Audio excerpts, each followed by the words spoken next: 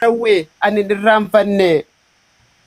Akka kanniisaatti waboo gamtaan kaate kan si tuqe malee mee eenyu ciniinte fakkeenyaaf gaagurtii Oromiyaa taate ungurii fi mixinde hima keessa kaate mana keerra waboo bosona filatte biyyarraa nu yaasuuf mixiinfaan tashatte biyyarraa nu yaasuuf mixiinfaan tashatte mee laalaa saba koo roorroo gabrummaati seenaadhaan dhagee warra ollaadhaati. Meelaalaa saba hororroo gabrummaati seenaadhaan dhagee warra ollaadhaati mana isaanii keessa osoo rafaniiti jaartii biraa fuudhan walakka halkaniiti isiin numa boochi hamma bari'utti faxara isiin numa boochi hamma bari'utti faxara gooteeti barbaada isaa baati isaan ni ajjeesan caffee geeysaniiti huccuutti uwwisan akka waan rafuutti osoo barbaadduuti dhageeysee caffetti abaluu as jira gaafattee jaratti achi rafu jira kaasimee deemiiti abbaa manaa yaamaa huccuurraa ol banti mataan cina ta'a irraa murameeti kan akkana godhan abbaa mana siiti achiin if dadhabdee lafarratti qufti lubbuun isiidhaatis guyyuma sanbaati qabriin isaaniitis shintibeetii taati hiyyumatti hafan ilmaan isaaniiti barnootan baratan sadaqaa dhabbaati way jiruun gabrummaa arraas itti jirti way jiruun gabrummaa arraas itti jirti. Obboleessa kiyyaaf adeerri koo cufti kaan biyyarraa baasan kaan fixan godhutti akkanarraa godhan tiyya obboleeytii obsuudhaan dadhabe bar nama mararti yeroo mana teenyunaan wal mariyatti lubbuu siifiin kanna bilisummaan teeti qabsooytuun sabboontuun obboleeytii tooti ummaa biraa fuudhan halkan dukkanaati garaa dadhabattee harmeen jala baati ahayyoo uleentuman if dadhabdee kufti abbaan gaara jira hadhaa gabrummaati fuudhanii bachiisan obboleeytii tooti qoratee dadhabnaan fannisan mukatti himuudhaan sodaadhadu akka maleeti guyyaa 12 qoonqoo dhorkaniiti iccitii dhoysutti ittuma jabaatti sanboota fannisan akka alaabaatti oliif gadi oofan lubbuun siiqiiq jetti dastuun teenya guyyuma san jiruun adda baati dastuun teenya guyyuma san jiruun adda baati. Aafi baafi ootana keessa gallaaltanii akkasuma sumaatti bar hin dadhabanii naman daddarbanii kabajaa qabanii aangoo fuutaniiti irra haattanii bilisummaa tana aangootti nayxanii hogguu danfuuf kaatu barakka aannanii jarmiin keessaa gantu sunni dhabamanii kabajaan qabbana lafa haattanii eega geeba taate finfinneef dirreeni afaan dimokiraasii itti nayxaniini bilisummaa dhuydan barakka aannanii. Bilisummaa dhuydan barakka aannanii dhiifamaa guddoon qabu naaf galatooma dogoggoree jiruuf afaan ilaalina. Galatooma fayyaa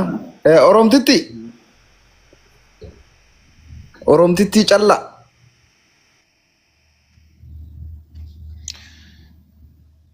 Oromtitti miyuuti banadhu carraan sii kennamee jira yoo jiraatte.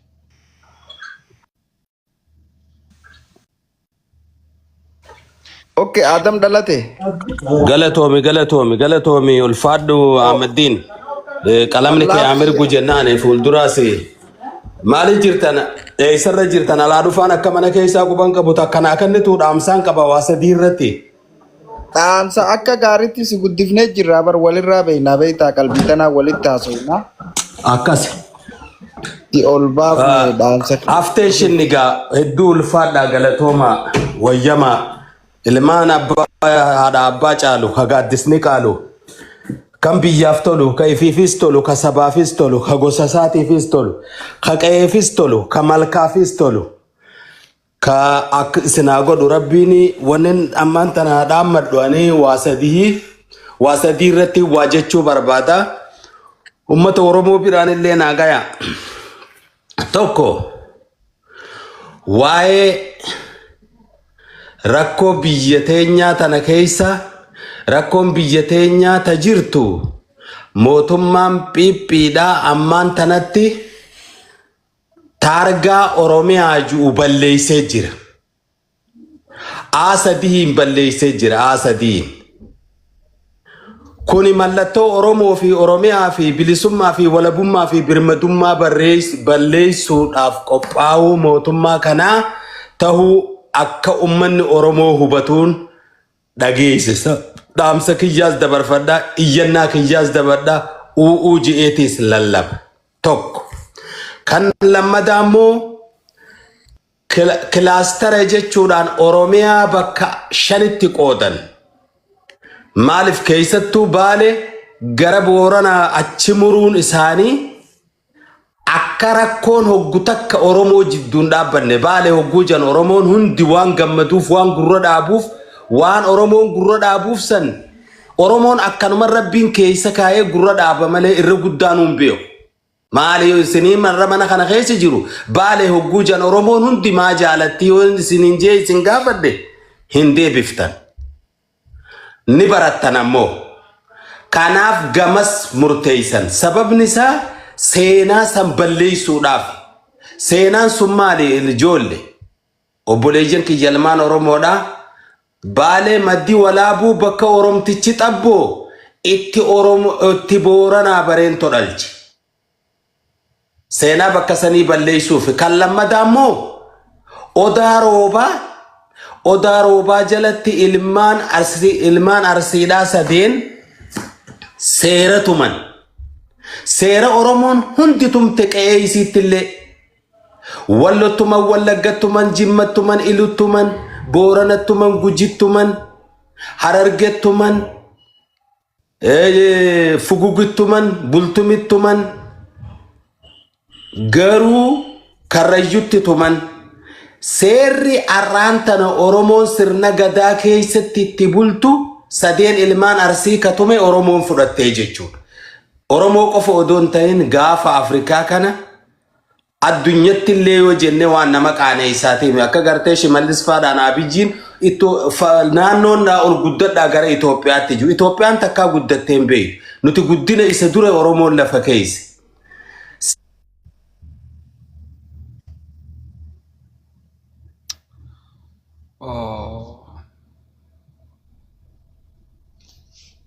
Gama jara keenya nama gubbaanna bilbile. Mandagam. Seerri gartee arsiin tumte Oromoon guutuun Odaa bultumitti jaarraa 16ffaadhaa fudhatte kan Oromoo qofa odoon ta'in ilmaan Kuush qofa odoon ta'in gaafni Afrikaa fi addunyaan tun guutuun irra itti dalagaa jirtu seera Oromoon tumtee jechuudha. Seera ilmaan Oromoodhaa kasikkoo mandoo fi mandooyyuudhaa tuman. Kana jala rigaadhaaf dabarsa kanaaf bakka kana balleessuuf seenaa kana xureessuuf warri karaadhaa warri garaadhaa warri deeraa foysu warri seenaa dhoysu kan ammaan tana biyya bulchina jiru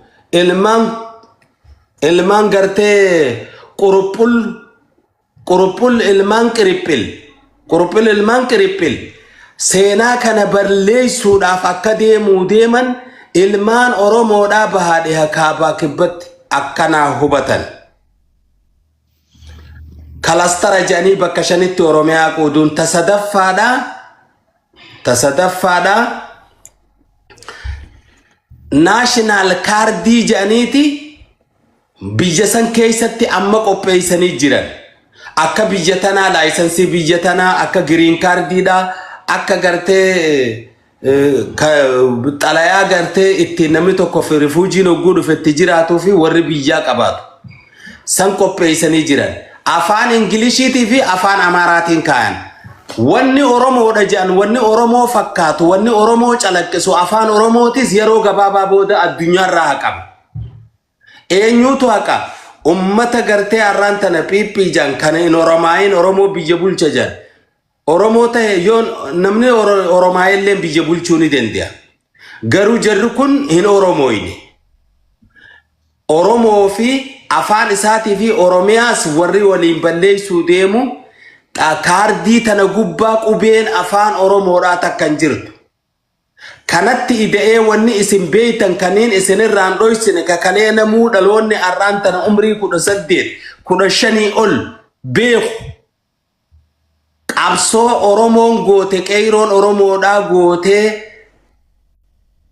TPLF biyya galchite Abiyyi Ahmad muumichi ministeera Itiyoophiyaadhaa qabsoo sabaa sablammoonni godhe ji'eeti itti gakkenne warra isaa gadiitti hanga gartee miidiyaa baadiyyaadhaan beeytanii maqaa argee kana haga miidiyaa baadiyyaa Harargee kana gakkanneen sabaa sablam nuti sabaa sablammoota umajan ni agartan silaa dirree dhawaa magaalaan dirree dhawaa ta sabaa sablammootaati janamma Soomaleen asuba baatee ta Soomaaleeti jedhe Oromoon ta sabaa sablammootaati akkas ja'a janiin